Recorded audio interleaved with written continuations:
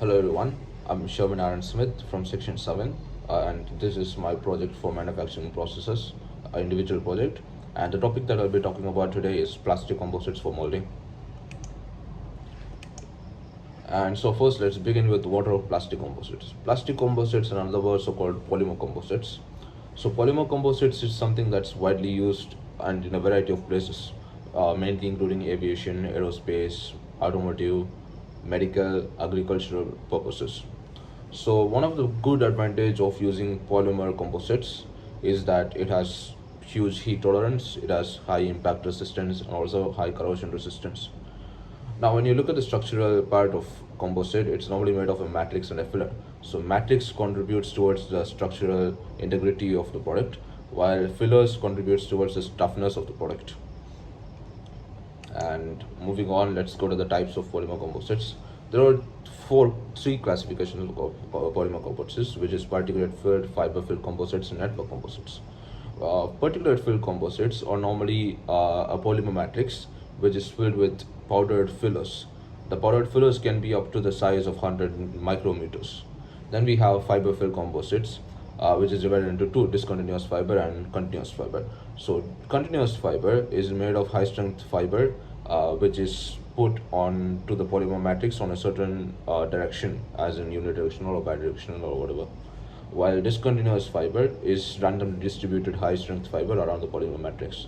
Then we have network composites. So network composites is made of different products like metal ions, phenolic ligands, or organic polymers. One of the example of network composite is honeycomb structure or open cell structure.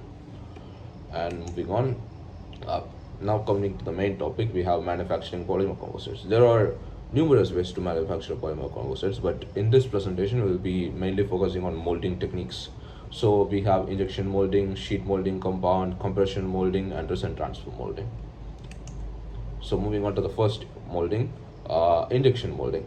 So injection molding is normally a process where resin, which is basically plastic, is being injected onto a mold, which is then shaped into a certain part of the mold, and then using compression of closed mold, it automatically shapes itself. Now, one of the good thing about this is that it provides great detail and great precision, giving it easier for people to get the shape that they desire. Now, when you look at the process, it starts with the resin pellet, which is shown over here. So it's made of resin, and inside you have a lot of fibers randomly here and there. So it's fed onto a hopper, and from the hopper it moves to the body, and from the body the screw slowly moves it towards the injection part, which is where it gets molten, and then it's injected on the mold because of high pressure. And later on you can just allow the mold to cool and extract the product later on. So that's our injection molding. Moving on to resin transfer molding. Resin transfer molding is a process where a stack of fibers or woven fibers are being stacked onto a mold cavity, and then it is sealed on the mold cavity, and then resin is being injected onto it. So when you look at the resin transfer molding process, you can see that at the beginning you have a set of fiber sheets and reinforcements, and it is placed on top of a mold enclosure. And when this mold enclosure is closed, it's normally used as carbon fibers are used for reinforcements, and then resin is injected at high pressure and high temperature into this cavity, and then it's allowed to cool and the mold is extracted later on. Now, one good thing about this is that it allows us to make complex geometries because of high fiber to resin ratio. Then we have sheet molding compound. And sheet molding compound is basically made of maturation agent, fillers, catalyst, mixed resin, and mold release agents on two polyethylene film sheets.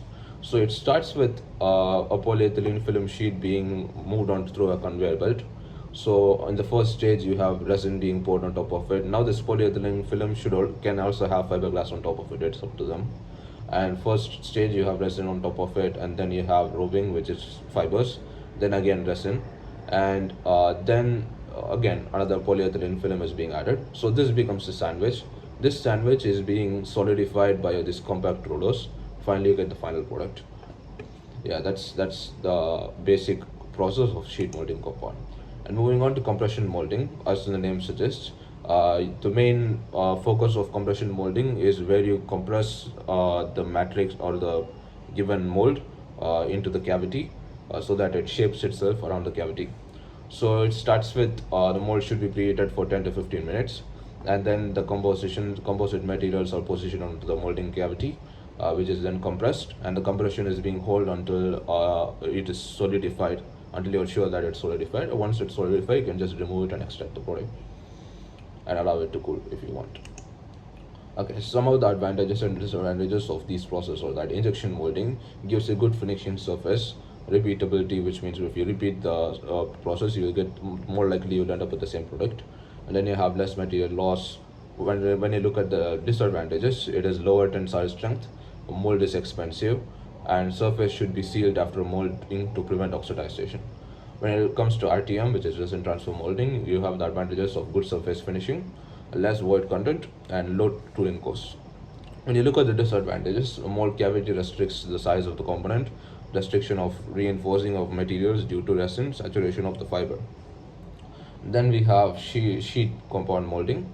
So advantages are that it has good mechanical properties, it's environmental friendly, it's heat resistant, it's good surface finishing, it is low cost, it allows complex and large shapes. While disadvantages are that it could thickening of the paste could be an issue, but emission of styrene affecting the curing reaction, which could be an environmental causation. And then we have the compression molding, which is less tooling cost, suitable for large product only, and ideal for high priced materials. And the disadvantages are it's not suitable for complex products, the mold can be damaged, long processing times. So that's it from me. Hope you understood a lot more about plastic composites and its manufacturing processes. Thank you for listening. Thank you.